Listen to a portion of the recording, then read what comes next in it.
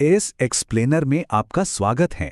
आज हम बिल्कुल गहराई में जाकर ये समझने वाले हैं कि कैसे मीडिया, तकनीक और पैसा मिलकर उस जानकारी को आकार देते हैं जिसे हम और आप हर रोज देखते पढ़ते हैं। मतलब पर्दे के पीछे आखिर चल क्या रहा है, चलिए समझते हैं। मीडिया की इन परतों को हटाने के लिए आज हम कुछ बहुत ही अहम चीजों पर नजर डालेंगे, जैसे मास मीडिया आखिर है क्या, तकनीक और पैसे का इस पर क्या असर होता है, लोकतंत्र में इसकी भूमिका क्या है, आज़ादी का जो एक भ्रम है उसकी सच्चाई क्या है, एजेंडा कैसे सेट होता है, और आखिर में बात करेंगे लोकल मीडिया की असली ताकत की।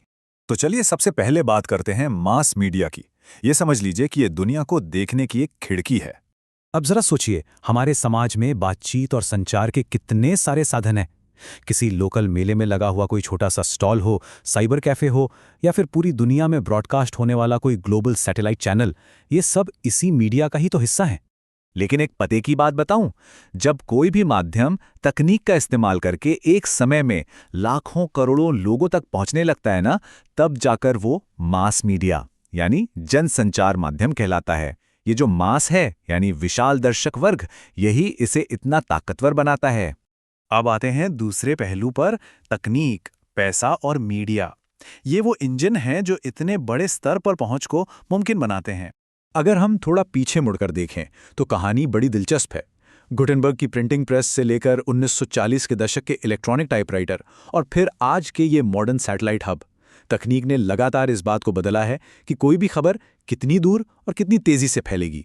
इसी तकनीक ने पूरी दुनिया को हमारी मुट्ठी में ला दिया है। लेकिन देखिए, इस मॉडर्न सिस्टम को चलाए रखना कोई बच्चों का खेल नहीं है। ये अविश्वसनीय रूप से महंगा है। एक हाईटेक न्यूज़ रूम के लिए latest cameras, sound recorders, transmission satellite और एक बहुत बड़ी डेडिकेटेड टीम चाहिए होती है। जाहिर है, ये सब मुफ्त में तो आता नहीं।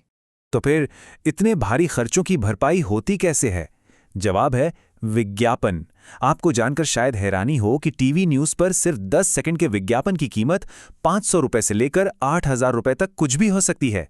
और यही वजह है कि आज का मास मीडिया पूरी तरह से एक कॉर्पोरेट बिजनेस बन चुका है, जिसे लगातार करोड़ों रुपयों की जरूरत होती है।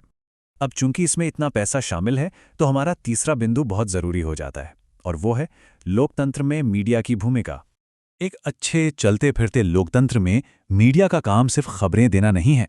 ये वो टूल है जो हम नागरिकों को बताता है कि सरकार आखिर कर क्या रही है। इसी के आधार पर तो हम अपनी राय बनाते हैं या फिर किसी मुद्दे पर आवाज उठाते हैं। अगर मीडिया ही सही जानकारी नहीं देगा तो लोकतंत्र भला कैसे काम करेगा? इसे एक उदाहरण से समझते हैं। मान लीजिए एक ही घटना की 2 अलग-अलग खबरें छपती हैं। पहली रिपोर्ट पढ़कर आपको लगेगा कि यार ये प्रदर्शनकारी तो सिर्फ ट्रैफिक जैम कर रहे हैं, एकदम उपद्रवी हैं। लेकिन जब आप दूसरी रिपोर्ट पढ़ते हैं तो पता चलता है कि असल में ये उनकी रोजी रोटी और अस्तित्व की लड़ाई है, क्योंकि सरकार ने उनके पुनर्वास का कोई इंतजाम ही नहीं किया।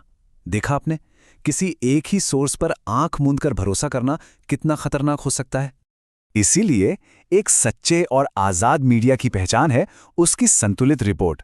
मतलब एक ऐसी रिपोर्ट जो किसी एक का पक्ष ना ले, हर पहलू को सामने रखे और फैसला हम पर यानी जनता पर छोड़ दे।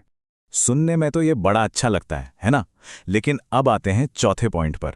असलियत में यह आज़ादी सिर्फ एक भ्रम है, क्योंकि पर्दे के पीछे कई अनदेखे दबाव काम कर रहे होते हैं। देखिए, मीडिया की स्वतंत्रता अक्सर 2-3 बड़े कारणों से प्रभावित होती है। पहला तो सरकारी सेंसरशिप, जैसा कि भारत में 1975 से 77 की इमरजेंसी के दौरान देखा गया था। और दूसरा सबसे बड़ा कारण है पैसा। जिन बड़े कॉरपोरेट विज्ञापनदाताओं और व्यापारिक घरानों का चैनलों पर पैसा लगा है या मालिकाना हक है, तो जरा सोचिए, क्या कोई भी चैनल अपने ही मालिकों या स्पॉन्सर्स के खिलाफ कोई नेगेटिव खबर दिखाएगा? शायद कभी नहीं। और इन्हीं राजनीतिक और आर्थिक दबावों की वजह से आता है हमारा 5वां पहलू, एजेंडा सेट करना।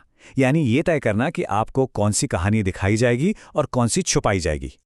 ये एजेंडा सेटिंग का खेल वाकई बड़ा दिलचस्प है। मीडिया के पास इतनी ताकत है कि वो चाहे तो कोला ड्रिंक्स में कीटनाशक जैसी छिपी हुई और खतरनाक बातों को हाईलाइट करके सरकार के विरोध के बावजूद आम जनता को जागरूक कर सकता है। लेकिन वहीं दूसरी ओर वो चाहे तो मुंबई में झुग्गियां तोड़े जाने जैसे बड़े और गंभीर नागरिक मुद्दों को पूरी तरह इग्नोर भी कर सकता है। क्यों? क्योंकि शायद वो उनके हिसाब से रोचक खबर नहीं है। अब जरा इस बात पर गौर कीजिए। जब हाई प्रोफाइल फैशन वीक जैसे ग्लैमरस इवेंट्स अखबारों के पहले पन्ने और न्यूज़ चैनलों की सुर्खियां बन जाती हैं, तो एक बड़ा सवाल उठना लाजिमी है। वो ये कि हमारी रोज़मर्रा की ज़िंदगी की कौन सी ज़रूरी खबरें हैं जिन्हें जानबूझकर हमसे छुपाया जा रहा है। क्या पीने के पानी की किल्लत जैसी खबरें एक फैशन शो से कम ज़रूरी हैं? लेकिन मायूस होने की बिल्कुल ज़रूरत नहीं है, क्योंकि अब हम आखिरी हिस्से की तरफ बढ़ रहे हैं, जो है स्थानीय मीडिया की ताकत, यानी अपनी कहानी खुद कहना।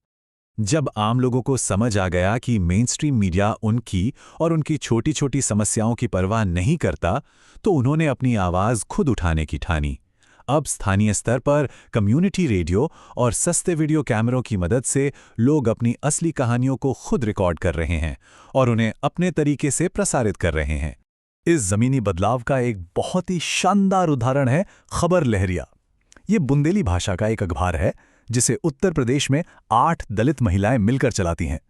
बड़े बड़े न्यूज़ नेटवर्क से बिल्कुल अलग, ये अखबार बिना किसी डर के स्थानीय हिंसा, महिलाओं के मुद्दों और राजनीतिक भ्रष्टाचार पर सीधे चोट करता है।